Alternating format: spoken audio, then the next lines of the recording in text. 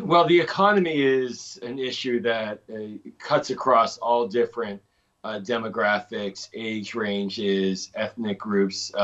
It's an issue that affects all Americans. Obviously, this is something that the next generation is as worried about as our retirees and our older Americans. I think this is where Kamala Harris, she has been trying to make an argument about how her stewardship of the economy going forward would be more effective, and that she also has a track record alongside Joe Biden of restoring the economy to unprecedented levels of job growth, the historic low unemployment, the lowest in 50 years on a consistent basis, and a rising stock market. And of course, inflation now dropping to its lowest point since the beginning of the Biden administration. So Donald Trump, he is trying to counter that by creating economic anxiety. But what we have to remember is that Donald Trump, when he came into office, benefited from the Barack Obama economy.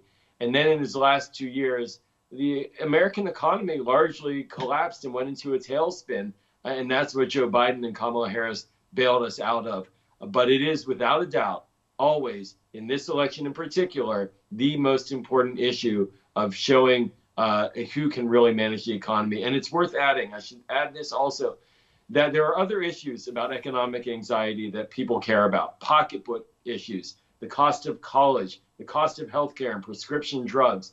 And on that count, Kamala Harris has innovated a new idea. She's calling it the care economy. It's an economy about taking care of the bills and the actual expenses of everyday Americans. On that, Donald Trump has no answer, but oftentimes Americans tend to view Republicans because they want to cut taxes as somehow more effective. But I do think that Harris is targeting that message to people in Nevada, as an example, who are mothers who need childcare while they go to work. And that cost is so high, she has an idea on how to reduce those costs. So that's how she's targeting her message into groups in key demographic areas in these key swing states.